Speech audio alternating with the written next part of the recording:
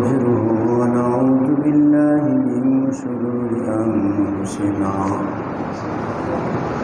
ومن سيئات أعمالنا من يهده الله فلا مضل له ومن يضلله فلا هادي له ونشهد أن لا إله إلا الله وحده لا شريك له ونشهد أن سيدنا وسندنا وحبيبنا ومولانا محمدا عبده ورسوله أما بعد فأعوذ بالله من الشيطان الرجيم بسم الله الرحمن الرحيم من يرتد منكم عن دينه فسوف يأتي الله بقوم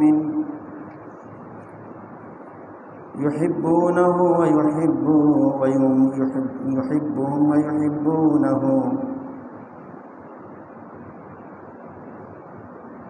وقال النبي صلى الله عليه وسلم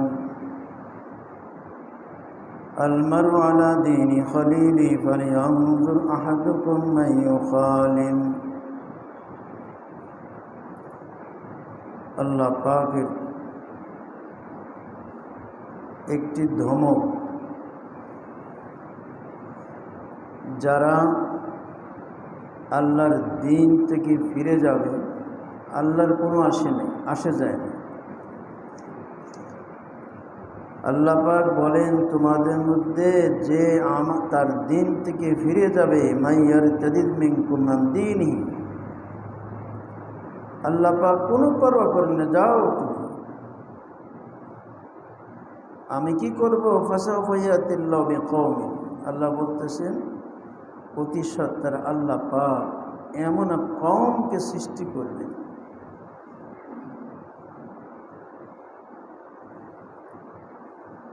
যে কওম ইউহিব্বুহুম ওয়া ইউহিব্বুনাহুম, তারা আল্লাহকে ভালোবাসবেন, আল্লাহ তাদের ভালোবাসবেন। আল্লাহ পাক এমন এক কওম সৃষ্টি করবেন যাদেরকে আল্লাহ ভালোবাসবেন এবং তারা আল্লাহকে ভালোবাসবেন। তো যাদেরকে আল্লাহ ভালোবাসবেন এবং যারা আল্লাহকে ভালোবাসবে, এদেরকে বলা হয় আহলে মহাব্বত, আল্লাহর মহাব্বতওয়ালা, আল্লাহর মাহবুব বান্দা। তো আল্লাহর মাহবুব বান্দাবান্দি, তাদের তিনটা আলামত ছিল। এতদিন দুটি আলামতের আলোচনা হয়েছে। একটি আলামত হলো আদিল্লাতিন আলাল মুমিনিন, নিজের মোমেন ভাইয়ের সামনে নিজেকে একদম বিলীন করে দেয়। দুই নম্বর হলো আল্লাহ পাকের রাস্তায় সে খুব মুজাহাদা করে।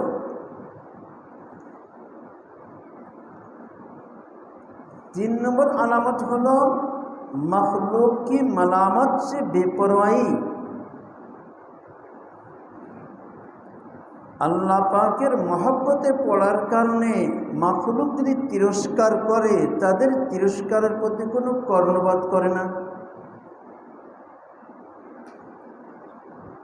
হযরত খুবাইব রাদিয়াল্লাহু তাআলা আনহু, আজ বুখারী শরীফের সবকে গেল, হুজুর সাল্লাল্লাহু তাআলা আলাইহি ওয়াসাল্লামের কাছে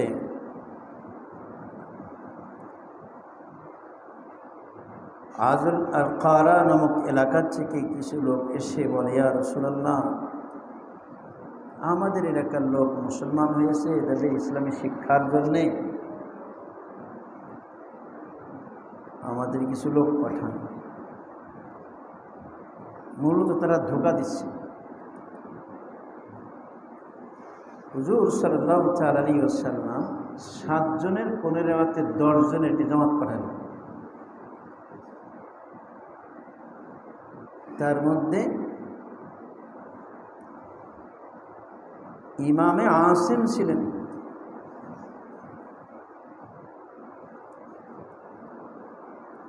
তিনি ছিলেন নেতা। এরা যখন রাজি নামক এলাকায় পৌঁছে যায়, মক্কার উসমানের মাঝখানে জায়গাটা, তো এলাকায় হুজাইল নামক গোত্রের লোকদের বলে দেয় যে মদিনার থেকে কিছু লোক আসছে। তাই এই কথা শুনে তারা কোনো জায়গাতে 200, কোনো জায়গাতে 100 দক্ষ তীরান্দাজ, তীর চালাইতে পারে এরকম লোকজন তৈরি হয়ে চলে আসছে, সাহাবাদের তালাশ করছে। এই 10 জন, 7 জন বা 10 জন কোথায়? তো এক জায়গায় দেখছে খেজুর খেয়েছে হাঁটি ফেলানো। ওরা দেখছে, আরে এটা তো মদিনার খেজুর মনে হচ্ছে, এর মদিনার খেজুরে হাঁটি বিন। যেমন বদরের যুদ্ধে যে হয়েছিল, তার কারণ হলো রাসূলুল্লাহ সাল্লাল্লাহু আলাইহি ওয়াসাল্লাম চাইছিলেন আবু সুফিয়ান সিরিয়া থেকে বড় ব্যবসায়ী কাফেলা নিয়ে আসতেছে। সেই যুগে 50,000 দিনার মাল, সেই যুগে 25 লক্ষ টাকার মাল, এই যুগে কয়েক কোটি টাকা হবে। রাসূল কারীম সাল্লাল্লাহু আলাইহি ওয়াসাল্লাম এদেরকে পথে বাধা দেওয়ার জন্যে 313 জনে রওনা হয়েছিলেন। মূলত যুদ্ধ জড়ি না, পরে বদরের যুদ্ধ হয়ে গেল। ওনারা বের হয়েছিলেন বদরের যুদ্ধ করার জন্য, বের হয়েছিল ওই আবু সুফিয়ানের বাহিনীর পথ গতিপথ রোধ করার জন্য। আবু সুফিয়ান চিন্তা করতেছিল পথে আবার মোহাম্মদ এবং তার বাহিনী আবার আমাদের ধরে কিনা। এই জন্যে যত পথে প্রতীক দেশের দেখা হচ্ছিল, নেই মোহাম্মদ সম্পর্কে জানেন আপনি? জিজ্ঞাসা করে একজন বলছে, হ্যাঁ শুনছি, তার বাহিনী তো রওনা হয়ে গেছে তোমার বাহিনীকে ধরার জন্য। চাই তাহলে কী হবে? এখন বদরে যেখানে এক জায়গায় যেখানে ওই কাফেলা আসে মদিনা, মক্কা থেকে মদিনা সিরিয়া যাওয়ার পথে, সিরিয়াতে আসার পথে, ওই জায়গায় একটা বাজারের মতো লেগে যায়, পানি, সুন্দর পানি আছে। তো হুজুর সাল্লাল্লাহু আলাইহি ওয়াসাল্লাম আবু সুফিয়ানের বাহিনীর খবর নেওয়ার জন্যই 2 জন লোক পাঠাইল, যাও, বাজবাজ বিন জোহানি আর একজন, 2 জন পাঠাইল। তারা যে উট বেঁধে যে পানির কূপের কাছে লোকজন তাদের বাজার বসায়, ওখানে পানি আনতে গেছে। পানি আনতে বলে উদ্দেশ্য না, উদ্দেশ্য এখানে কিছু কথাবার্তা শোনা যায় এখানে। তো একজন মহিলা বলতেছে আর একজন মহিলাকে, আচ্ছা তুই যে আমার কাছে যা পাবি, এই 3 দিনের মধ্যে আবু সুফিয়ানের বাহিনী আসতেছে, তো তখন এখানে বাজার লাগবে, কেনা বেচা হবে, ওই সময় আমি কিছু সংগ্রহ করবো, যে তখন তোরে দিয়ে দিই, ঋণটা পরিশোধ করে দিই। এই কথাটা শুনে অন্তে চলে আসে, তত্ত্ব পাওয়া গেছে আবু সুফিয়ানের বাহিনী 3 দিন পরে আসতেছে।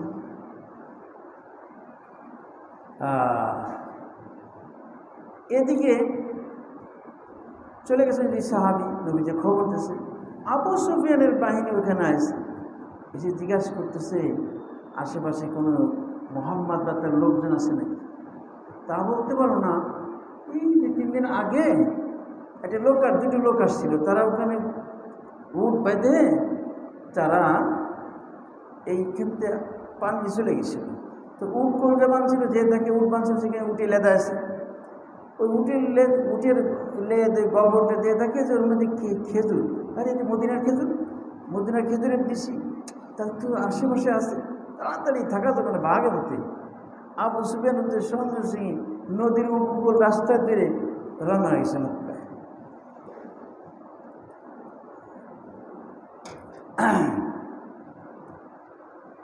তো খেজুরের বিষয় দেখে বোঝা যায় তো যে কোন জায়গার খেজুর।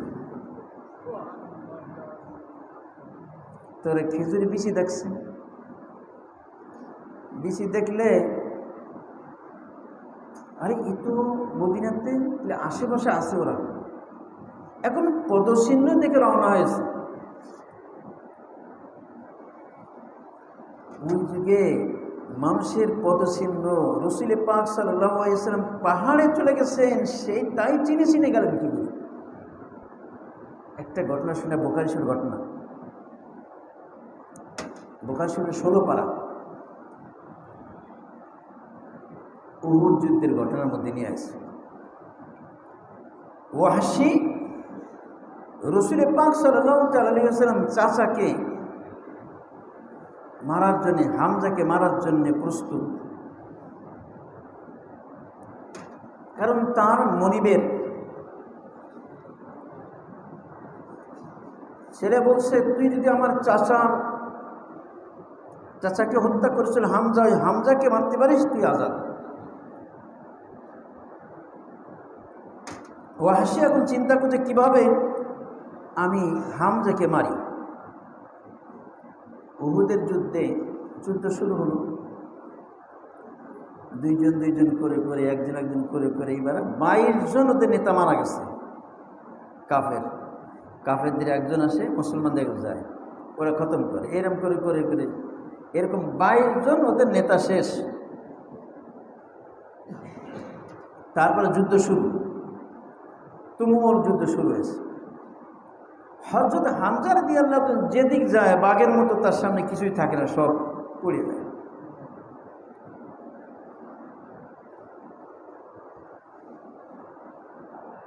তো সেবা নামক একজন ব্যক্তি ছিল, সে ময়দানে সে হুঙ্কার দিয়েছে, এই কে আছে, আয়, আমি সেবা। হামজা রাদিয়াল্লাহু আনহু সামনে বাড়ছে, ওই হাজামের বেটা, হাজামের মেয়ে, ওর মা হাজাম ছিল। পুরুষদের মধ্যে খতনা করে, মেয়েদেরও খতনা করে। আরও তো মেয়েদের খতনা করাইতো, মুসলমানি দিত এই শিবার মা। তার উত্তেজিত করা দিল, এই হাজামের বেটা, তুই রসুলের সাথে আল্লাহ রসুলের মুখালাফত করি, বিরোধিতা করিস, আয়। একবারে এক কবে শেষ করে দিয়েছে। তো বড় একটা পাথর খণ্ডের আড়ালে এই ওয়াহশী সড়কি নিয়ে বসে আছে, চুপচাপ দেখ। হামজারা যখন যাচ্ছে, তো খেয়াল করে নিয়ে কি আসে, বেড়ে দিচ্ছে। দিদি নাবে নিচে পিছন দিয়ে বেড়ে গেছে, ওই হামজারা দিলে পড়ে গেছে। তো হিন্দা এসে তার কান কাটছে, নাক কাটছে, কলিজা ঢুকছে, কলিজা বের চাওয়া এসে রাগে। তো এই হামজা রাদিয়াল্লাহু তাআলা আনহুর কথা এই ওয়াহশী হযরত, তো বলছিলাম যে উহুদের ময়দানে প্রথম তো প্রায় 32-33 জনের মতো কাফের মারা গেছে। তাদের সামনে কেউ টিকতে পারে না। হামজা রাদিয়াল্লাহু তাআলা আনহুকে তো সেই ওয়াহশী মারছিল। এখন উবাইদা ইবনে আদি ইবনে খিয়ার, উবাইদুল্লাহ ইবনে আদি ইবনে খিয়ার 50 বছর আগের ঘটনা বলতেছে। তার সঙ্গী একজন বলছে, আচ্ছা হামজা রাদিয়াল্লাহু তাআলা আনহুকে যে শহীদ করেছে ওয়াহশী, সেই সিরিয়ায় থাকে। তা আমরা যখন সিরিয়া আইছি, তো যেহেতু সে হামজা রাদিয়াল্লাহু তাআলা আনহুকে শহীদ করেছিল, তো সরাসরি তার মুখ দিয়ে শুনি তো কেমন লাগে, হ্যাঁ তা বলতে চলে যায়। জিজ্ঞাসা করছে ওয়াহশী কোথায়, তো বলছে ওই যে বাড়ির পাশে, বাড়ির নিচে তার ওই ঘরের ছায়ায় মাটির মতো পড়ে দিয়েছে। এমনি ছিল, মোটা ছিলেন, আর বেশি চলাফেরা করতে পারতেন না, ওই যে শুয়ে পড়তে, কালো ছিলেন, তো বলে মাটির মতো পড়ে গেছে। তো ওখানে যে বলতেছেন ভালো করে মাথা পাগড়ি দিয়ে ভালো পাচ্ছে, শুধুমাত্র চোখ দুটো দেখা যাইতেছে, মুখ মাথা সম্পূর্ণ ঢেকে, সমস্ত শরীর ঢেকে, শুধু চোখ দুটো দেখা যাচ্ছে আর পায়ের পাতা দেখা যাচ্ছে। জিজ্ঞাসা করতেছেন, ওয়াহশী আতারিফুনি, আমার চিনতে পারছেন? তোমার তো চিনতে পারলাম না। তো আমি যখন মক্কায় থাকতাম, আসতে 50 বছর আগে, তো আমি যে বাড়ি গোলাম ছিলাম, আমার মনিবের স্ত্রী উম্মে কেতাব, তার একটা ছেলে হয়েছিল। তো আরবের অভ্যাস হলো নিজের ছেলেকে অন্য মহিলা দুধ পান করে, বিশেষ করে গ্রামে পাঠায়, গ্রামের ভাষা বলো, আর আমাদের গ্রামের ভাষা শহরের ভাষা বলো, আর ওদের গ্রামের ভাষা বলো না, যাই হোক পাঠাই দিত। আর গ্রামের স্বাস্থ্যকর জায়গা, শহর অনেক সময় বিভিন্ন জায়গার লোক, বিভিন্ন জায়গাতে লোকজন আসে, গ্রামে স্বচ্ছ বাতাস পাওয়া যায়, পরিবেশ ভালো ইত্যাদি। এবারে আমি আমার মনিবের স্ত্রীর কাছ থেকে ওই বাচ্চাকে নিয়ে দুধ মাতা তালাশ করে দুধ মাতার হাতে দিচ্ছিলাম। দেওয়ার সময় ওই যে 6 মাসের বয়সের বাচ্চার যে পায়ের পাতা দেখা গেছিল, ওই পায়ের পাতার সাথে তোমার পায়ে মনে হয় সেই পায়ের পাতা। চিন্তা করে দেখেন, 6 মাস বয়সের বাচ্চার পায়ের পাতা, আর সেই বাচ্চা 50 বছর বয়স, সেই পাতা থেকে বলে যাচ্ছে তোমার তো চিনতে পারলাম না, তবে সেই কেমন যেন সেই পায়ের বাচ্চার সাথে তোমার পায়ের পাতার মিল রয়েছে। তখন তিনি সঙ্গে সঙ্গে মাথার থেকে রুমাল খুলে ফেললেন, হ্যাঁ আমি সেই উবাইদুল্লাহ বিন আদি বিন খিয়ার। তো আল্লাহ পাক তাদের যে দক্ষতা দিয়েছিলেন, ওই বালির পথে হেঁটে গেলে বলবে কে গেছে, কারা গেছে। তাই তো নবীজি সাল্লাল্লাহু আলাইহি ওয়াসাল্লামকে আবু বকর মাঝে মাঝে কান্দে নিয়েছেন যাতে পদচিহ্ন না পড়ে। নবীজির পদচিহ্ন চিনেছেন, তালাশ করতে করতে না চলে যায়। তারপরেও কিন্তু চলে গেছে গাড়ির শহরে, সেই জায়গা মধ্যে চলে গেছে। তো যখন তালাশ করতে করতে দেখছে খেজুরের আঁটি, আরে এ তো মদিনার খেজুরের আঁটি, এটা আশেপাশে কোথাও আছে। ওই পদচিহ্ন তালাশ করতে করতে পেয়ে গেছে। হযরতে আসিম রাদিয়াল্লাহু আনহু যখন দেখলেন আমরা কাফেরদের দ্বারা আক্রান্ত, তখন তারা ছোট একটি টিলার করে উঠে গেলেন। এরা সবাই বলল, কাফেররা আপনারা নামেন, আমরা ওয়াদা দিচ্ছি, প্রতিশ্রুতি দিচ্ছি, আপনাদের কাউকে মারব না। ইমামে আসিম রাদিয়াল্লাহু আনহু বলেন, না, কাফেরদের জিম্মাদারিতে আমরা নামতে পারি না। তখন যুদ্ধ হয়েছে, সবাই মারা গেছে 3 জন বাদে, তার মধ্যে খুবাইব রাদিয়াল্লাহু তাআলা, একজন যায়েদ বিন দাসিনা, আরেকজন আব্দুল্লাহ বিন তারিক, এই 3 জন সাহাবী রয়ে গেল। এখন কাফেরা বলতেছেন তোমরা নামো, তোমাদেরকে আমরা কিচ্ছুই বলবো না। যেই নামছে ওই ধনুকে রশি খুলে বান্ধা শুরু করেছে। আব্দুল্লাহ তারিক রাদিয়াল্লাহু আনহু বলতেছে এই প্রথম বিশ্বাসঘাতকতা, বিদায় আমি যাব না। চেষ্টা করে গেল না, তো ওনাকে শহীদ করে দিল। এখন খুবাইব রাদিয়াল্লাহু তাআলা আর যায়েদ বিন দাসিনা এই 2 জনকে নিয়ে গেল। খুবাইব রাদিয়াল্লাহু তাআলাকে বিক্রি করে দিল মক্কায়। কাদের হাতে? যার পিতাকে হযরতে খুবাইব বদরের যুদ্ধে হত্যা করেছিলেন, তার ছেলে মেয়েদের হাতে হযরত খুবাইবকে বিক্রি করে দিলেন। তারা বাপের প্রতিশোধ নেবে, বাপের খুনের বদলা নেবে। তো একটা মক্কারটা হেরেম এলাকা আছে, আর একটা আছে হিল এলাকা। মক্কার হারাম এলাকার মধ্যে অনেক বাধা নিষেধ আছে শরীয়তে, এই জন্য কোরবানিগুলো কোথাও হেরেম এলাকা বাধায় যায় বাইরে যায়। তো ওনাকে নিয়ে গেছে মসজিদে আয়েশা, বর্তমান যেটা মসজিদ তানঈম, তার পাশে, অর্থাৎ হারাম বাদে হিলের মধ্যে নিয়ে গেছিল। শহীদে মা শহীদ করেছিলেন। তো হযরত খুবাইব রাদিয়াল্লাহু তাআলা তিনি সুন্নাত চালু করলেন। আচ্ছা, আমাকে ও যখন আগে মক্কায় বান্ধা ছিল শিকলে দিয়ে, তো হারিসের মেয়ে, যেটা হারিসকে মেরেছিলেন, তো হারিসের মেয়ে তার কাছে চালেন যে তোমাদের কাছে খুর থাকে, আমাকে খুর দাও, আচ্ছা পরিষ্কার পরিচ্ছন্ন হবে, যাতে যেহেতু দুনিয়াতে চলে যাব তত পরিষ্কার পরিচ্ছন্ন হয়ে যায়। তো একটা খুর দিয়েছে। এদিকে উনি শিকড়িতে বান্ধা, অথচ ওনার হাতে আঙ্গুর, আঙ্গুরের থোকা। তো হারেসের কন্যা বলতেছে খুবাইব খুব ভালো বন্দী ছিলেন এবং তিনি এমন সময় তার হাতে আঙ্গুরের থোকা দেখেছি যখন মক্কায় কোনো জায়গায় কোনো ফলই নাই, কোনো প্রকার ফল মক্কাতে নাই, ঠিক ওই মুহূর্তে তার হাতে আমরা আঙ্গুরের থোকা দেখছি, আঙ্গুর খাচ্ছি, নিশ্চয়ই এর যে আল্লাহ থেকে খাওয়াইছে। সে বলতেছে যে পরে মেয়েটি মুসলমান হয়ে গেছিল, সে বলতেছে যে আমি অসতর্কতা অবস্থায় দেখি আমার বাচ্চাটা আস্তে আস্তে ওই খুবাইবের কাছে চলে গেছে।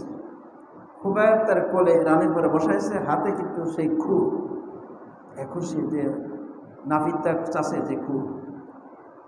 হারেসের কন্যা বলতেছে আমি ভয় পেয়ে গেছি, এই অবস্থায় যদি আমার মেয়ে ছেলেকে মেরে ফেলে, সে মনে করে যে মোট 30টা অন্তত একটা নিয়ে মরি, এরকম তো বলতে পারে।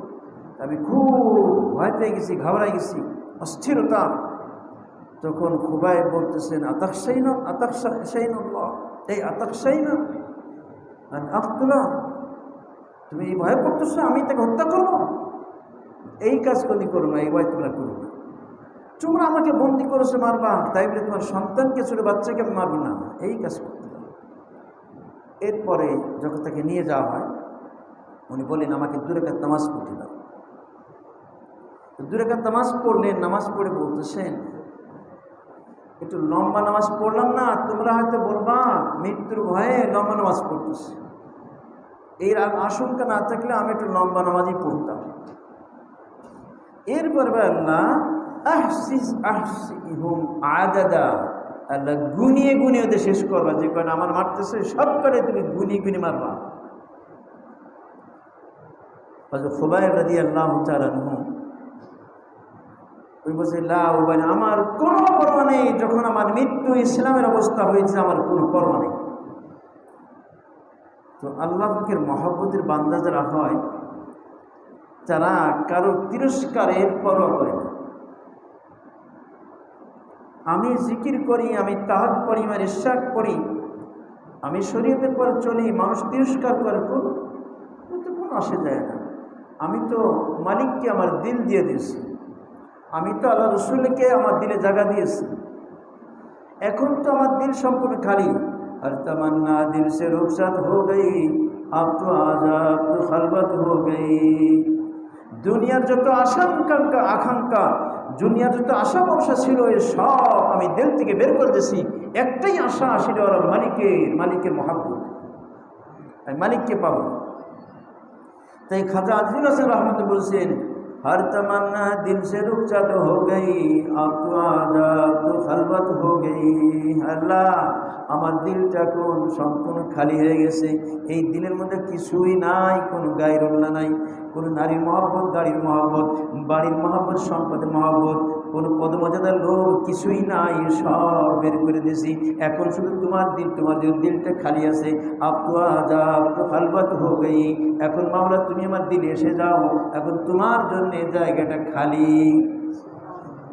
এই কথা যখন নাকি খাজা আজিজুল হাসান রহমতুল্লাহ আলাইহি হাকিমুল উম্মাহ থানভীকে বললেন, অথচ তিনি প্রথম যখন আসছে তখন কি বলেছিলেন, মিটা দিজে मैं मिट नहीं को आया हो, হে থানভী আমার নফসকে বিলীন করে দেন, আমার নফসকে মেরে ফেলেন, আমার আমিত্ব খতম করে দেন।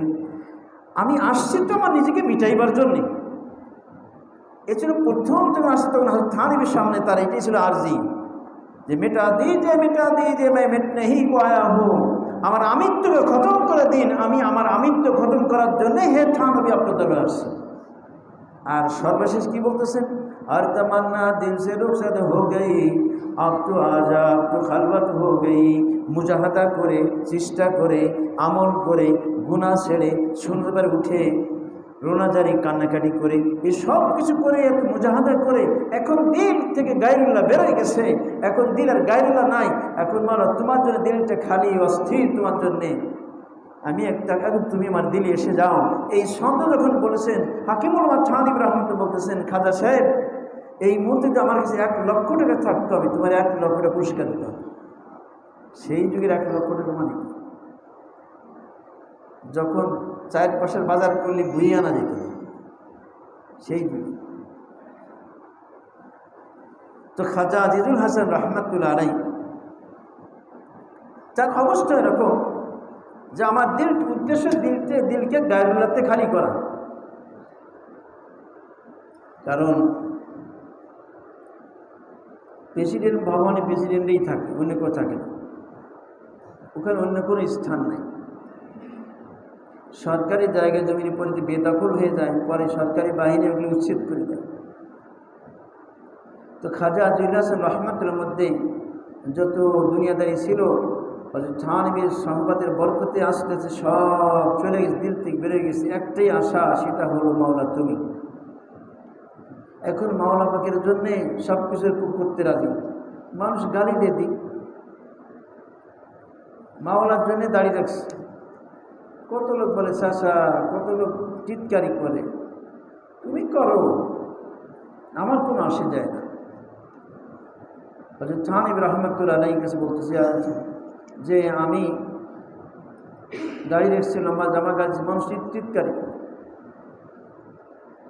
থানবী বলেন যে মানুষকে টিটকারি করতে দাও, পরে কালে তোমার কান্দা লাগবে না, যারা টিটকারি করছে তারাই কান্দবে। আজ হয়তো তোমার কষ্ট লাগতেছে, কান্না আসছে, কাল কেমন তোমাদের কান্দা লাগবে না, সেদিন খুশি লাগবে। কেন? তুমি রসুল পাক সাল্লাল্লাহু আলাইহি ওয়াসাল্লামের বেশ ধারণ করছো। তাই খাজা আজিজুল হাসান রহমাতুল্লাহ বলেছিলেন, या रब मैं तेरे नबी के शबाहत लेके आया हूँ, हकीकत तो कर दे मैं सूरत लेके आया हूँ। हे अल्लाह, আমি তোমার মাহবুব মুহাম্মদ রাসূলুল্লাহ সাল্লাল্লাহু আলাইহি ওয়াসাল্লামের আকৃতি ধারণ করে আসছি, তুমি আমার ভিতরটা বানায় দাও। আমি আকৃতি ধারণ করে সূরত নিয়ে আসছি। তো হুজুর সাল্লাল্লাহু আলাইহি ওয়াসাল্লামের মহব্বতে আজ দাঁড়িয়ে রাখছে। অনেক মহিলা আছে দাড়ি পছন্দ করে, তো নবীজিকে পছন্দ করে না। যে দাড়ি পছন্দ করতো, তো নবীজিকে পছন্দ করতো। যে নবীজিকে পছন্দ করবে দাড়ি পছন্দ করবে, যে নবীজিকে পছন্দ করবে নবীজি বেশ ধারণটা পছন্দ করবে। আর যদি বোরকা পরে বেড়াইতেছে, সাথে একটা মেয়ে বাচ্চা আছে 11 বছর 9 বছর 10 বছর, কিন্তু তার কি পড়াইছে মনে হয় যেন বিশ্ব কাপের প্লেয়ার, ফুটবল প্লেয়ার, মানে ওইরকমভাবে তার প্যান্ট শুট পরাইছে। তাহলে মা বোরকা পরা, অনেকে হাত মোজা পায়ে মোজা এরকম পড়েছে, সাথে মেয়ে একটা টাড়াই নিয়ে আসছে, তার পড়াইছে প্যান্ট শুট। তাহলে তার যে জাহেরি লিবাস, এটা ধোঁকা। দিনের মধ্যে কি রয়েছে? দিনের মধ্যে রয়েছে ওই মেয়েটাকে তার কাছে নজরে ভালো লাগে এই লিবাস। যদি তার দিলের মধ্যে যে লিবাস পড়েছে এই লিবাসের মহব্বত থাকতো, তাহলে ওই মেয়েটি তার মেয়েকে পড়াইতো, বোরকা পড়াইতো, ছোট মেয়ে হলো। তাই তার কাছে বোরকা তার কাছে ভালো লাগে না, তার কাছে এই ফুটবলের প্লেয়ারের ওই পোশাক ভালো, ক্রিকেটের প্লেয়ার তার ওই পোশাকটা তার কাছে ভালো, এই তার মেয়ের ওই পোশাক পড়াইছে। ভিতরে কি থাকে ওইটা বাহ্যিক প্রকাশ পায়।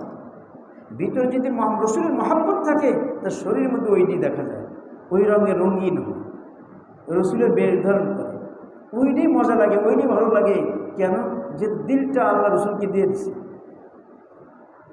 তা খাজা আজিজুল হাসান রহমাতুল্লাহ এক পর্যায়ে বলে বেড়েছে যে আল্লাহ, তোমার নবীর বেশ ধারণ করে আইছে, এখন আমার ভিতরটাও এত জাহেরি, ভিতরে কি আছে না আছে ভিতরটা তুই বানায় দাও, আমি তো আকৃতি ধারণ করে আইছি। এই তার অবস্থা। তখন আর মানুষ পরোয়া করে না। হযরত থানবী রহমাতুল্লাহ ঘুমিয়ে রয়েছে, সে ইলাহাবাদ থেকে আসছে। এসে যখন আসছে, হযরত থানবী ঘুমাইতেছেন, জানাজা দেখে চলে যাচ্ছে। উপস্থিত লোকজন বলছে, একটু পরে হয়তো উঠবেন, আপনি একটু অপেক্ষা করেন। বলে না না, আমার হয়ে গেছে, আমার এখন দেখার দরকার, দেখছি বাস হয়ে গেছে। কারণ আমার দেরি করি, তাহলে যদি ট্রেন ফেল করি তো আমি অফিসটা ধরতে পারবো না। তো সে ইংরেজদের আমলে সেখানে চাকরি করতেছে, ওই অবস্থায় সে আল্লাহকে পাইতেছে।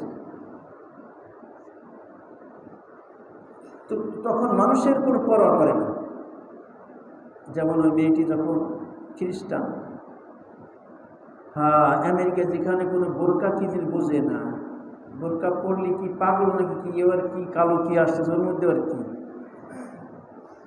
কিন্তু মেয়েটি যখন দিনের সংস্পর্শে, দিনওয়ালাদের সংস্পর্শে, পর্দানশীল মেয়েদের সংস্পর্শে বসছে, দিনটা তৈরি হয়ে গেছে।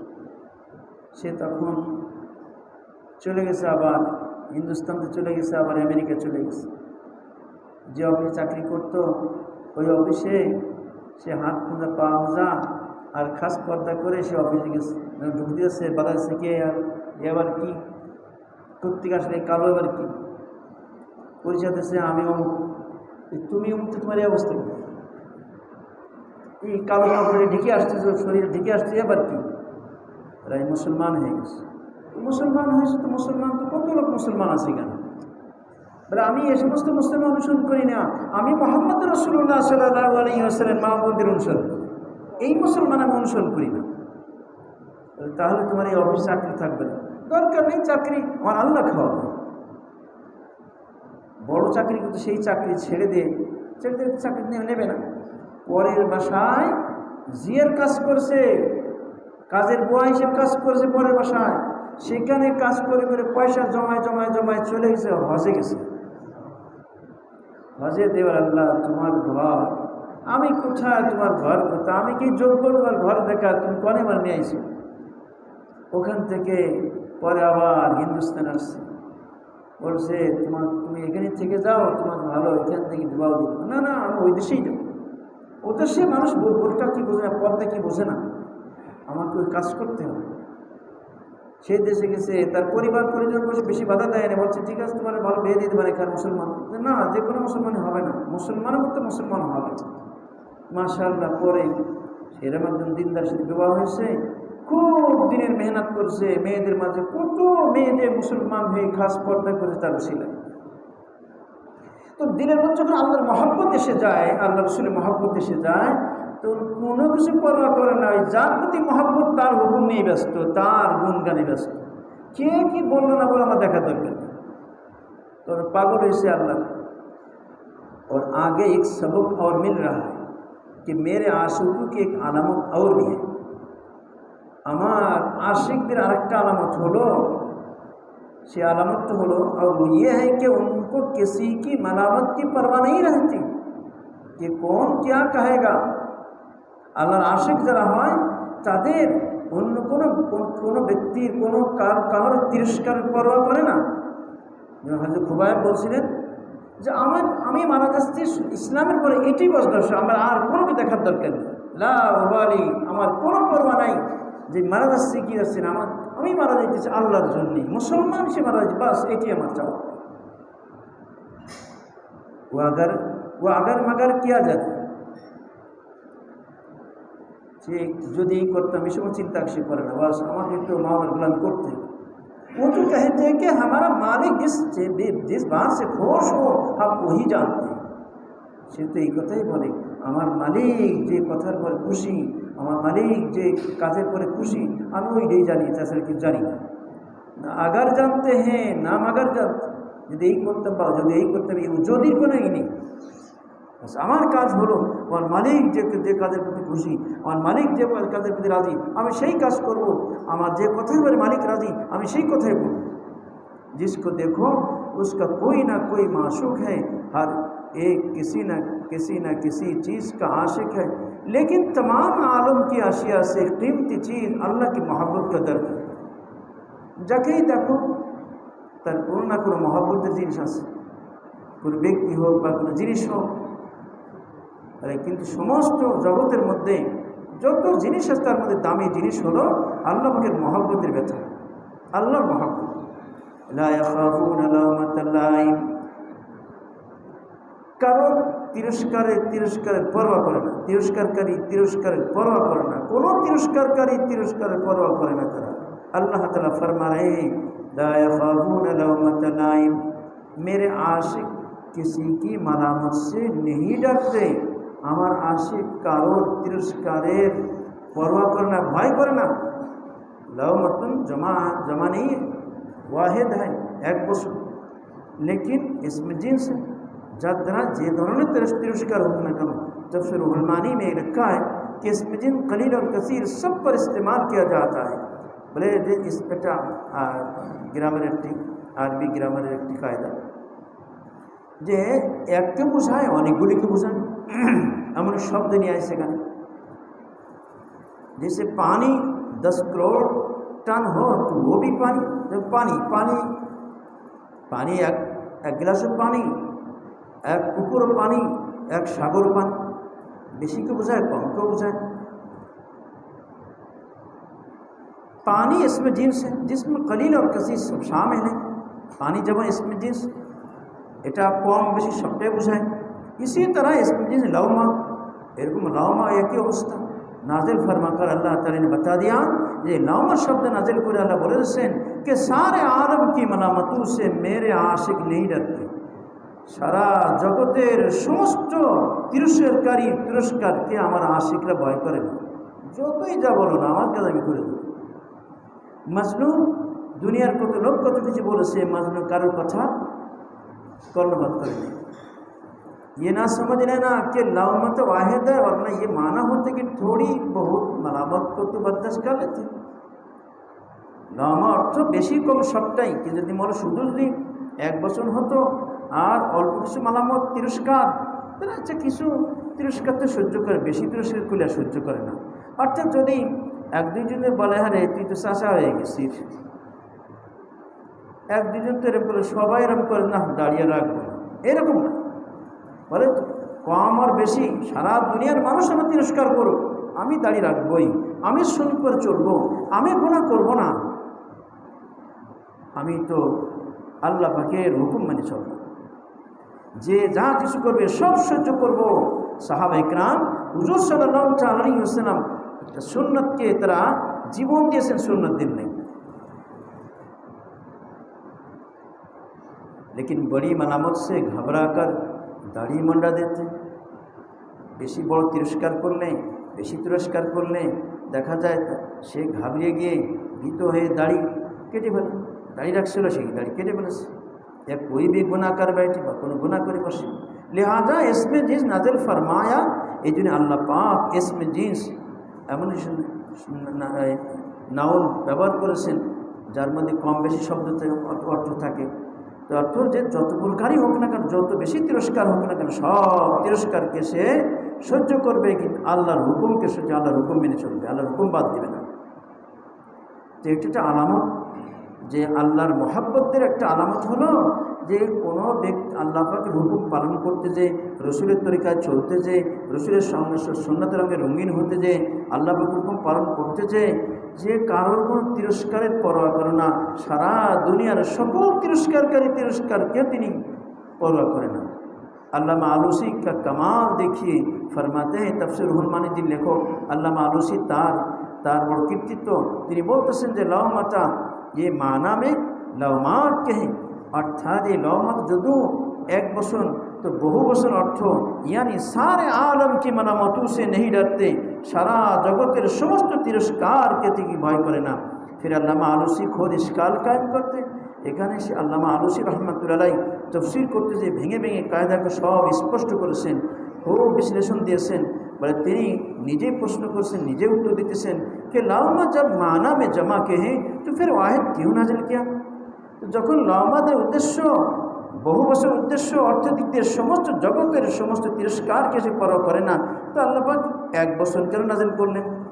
अल्लाह ताला यही नाजिल फरमा देते ला यखाफुना मिन लौमातिल लाइमीन, তিরস্কারকারীদের সমস্ত তিরস্কারকে পরোয়া করে না করতেন। এই প্রশ্ন করে আবার উত্তর দিতেছেন कि फिर कलाम में बलागत न रहती। একটা সে আরবি গ্রামার দুটি সাইড, একটা হলো শব্দ গঠন, একটা বাক্য গঠন। আগের শব্দ গঠন 1 বছর পড়ায়, এই শব্দ গঠনে যখন নাকি কোনো ছাত্র শব্দ গঠনের মধ্যে যাকে বলে সরবের এর কাজ হলো শব্দ গঠন, এক একটা শব্দ থেকে হাজার হাজার শব্দ বের করে, এমন কায়দা 4-5 হাজার শব্দ বেরোয় একটা শব্দ থেকে, সব আলাদা আলাদা অর্থ। এই শব্দ গঠনের যোগ্যতা যখন হয়ে যায়, এখন শব্দ জোড়ায় জোড়ায় বাক্য বানাবে, এই একটা শব্দ আর একটা শব্দ এক জায়গায় করে এটা বাক্য বানাবে। তো প্রথম বস্তু শিক্ষা দেওয়ার শব্দ গঠনের, যেকে এলমে সরফ বলে, সরফের এলেম। আর একটা হচ্ছে এরপর শুরু হয়ে যায় বাক্য গঠনে এলেম, যাকে নাহু বলে। আর আরবি গ্রামের নাম নাহু সরফ মিলিয়ে আরবি গ্রামার। এখন আরবি গ্রামারের এই শব্দ গঠন বাক্য গঠন যখন হয়ে যাবে এই এলেমে, তখন এইবার শুরু হবে তার মধ্যে অলঙ্কার শাস্ত্র, অর্থাৎ বাক্যটা কিভাবে সাজালে এই শ্রুতি মধুর হয়, এর মানা অর্থ খুব সুন্দর হয় এবং ব্যাপক অর্থে ব্যবহার হয়, বিভিন্ন রকম শ্রুতি শুনতে ভালো লাগে। তো কোন শব্দটা আগে দিতে হবে, কোন সব পরে দিতে হবে, একে অলঙ্কার শাস্ত্র বলে, একে বলে বালাগাত, এলমে বালাগাত।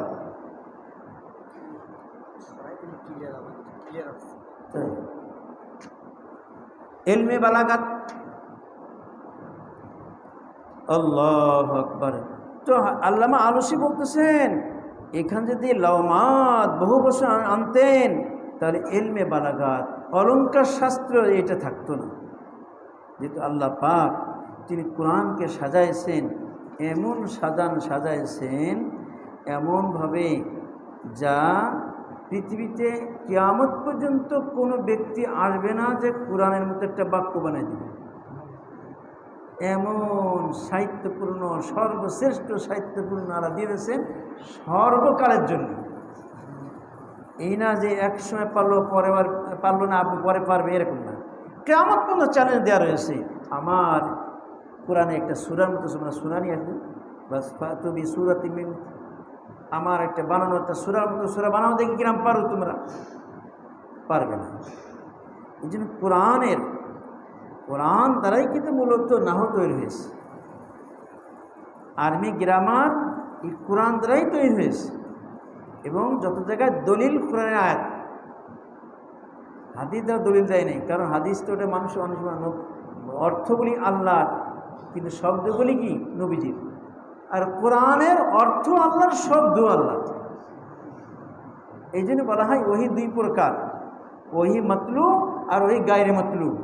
এক প্রকার ওহি তেলাওয়াত করা হয়, যেমন কোরআনে পাক তেলাওয়াত করা শব্দটা আল্লাহর, হুবহু শব্দটাও আল্লাহর। আর হাদিস হলো অর্থ আল্লাহর, শব্দগুলি নবীজির। আল্লাহ পাক ভিতরে ঢালছেন, ওইটা নবীজি নিজের ভাষায় ব্যক্ত করেছেন। এই যে নবীজির ভাষার মধ্যে কী হতে পারে, কোরআনের মতো এরকম হবে না। এই জন্য কোরআন হাদিসের বাক্য দ্বারা কিন্তু আরবি গ্রামার মধ্যে রেফারেন্স দেওয়া হয় না, কিন্তু কোরআনের মধ্যে রেফারেন্স দেওয়া আছে, কোরআনেই আছে। তো কোরআনের শব্দগুলি এরকম। আর কোরআন এমন এক আজীব জিনিস, আল্লাহ, কোরআনের শব্দ আল্লাহ পাক এমন সহজ করে দিয়েছেন, আর এমন একটা আজীব তার মধ্যে রহমত রয়েছে যে মুখস্থ করলে মুখস্থ থাকে। এই কোরআনের মতো একটা বই মুখস্থ করে দিয়ে কয়দিন থাকে, কিন্তু কোরআন মানুষের সিনেমা দিয়ে কীভাবে ছোটো ছোটো বাচ্চারা দিলের মধ্যে গেঁথে যাচ্ছে। এই যে কোরআন, এটা হচ্ছে আলাদা মুজিজা कुरान। बम्बई के समंदर पर अख्तर खड़ा था, मीर साहब भी थे, एक तूफ़ान आया, वही एक मरगाबी बैठी थी, एक आशारियाँ आगे पीछे नहीं हुई, 20-25 फीट ऊपर चली गई। अब मैं गौर से देख रहा हूँ कि जब नीचे आएगी तो ये आगे पीछे होती है या उसी 90 दर्जा के जाविया कायमा पर आती है। जब तूफ़ान नीचे आया तो बिल्कुल 90 डिग्री पर नीचे आई, एक आशारिया का फ़र्क नहीं हुआ था। मोमिन की भी यही शान होनी चाहिए कि कुछ भी आलम हालत हो, मलामतों का तूफ़ान हो, लेकिन वो अल्लाह के राह पर मुस्तकीम रहे। हज़रत वाला करसी रहमत बोलतेছেন, একবার আমি বোম্বাই গেলাম, সমুদ্রের উপকূলে, যেমন আমাদের কক্সবাজার, তো হচ্ছে দাঁড়ায় রয়েছে, সেখানে হজরতের খাদেম মীর সাহেব আছেন। তো একটা তুফান প্লাবন আসলো, অনেক উঁচু হয়ে আসছে। তো এইখানে পশ্চিমে একটা মেয়ে বসেছিল, খ্রিস্টান বা ইহুদি হবে। তো সে ওখান থেকে নিচে নামলো না, ওখানেই থাকলো।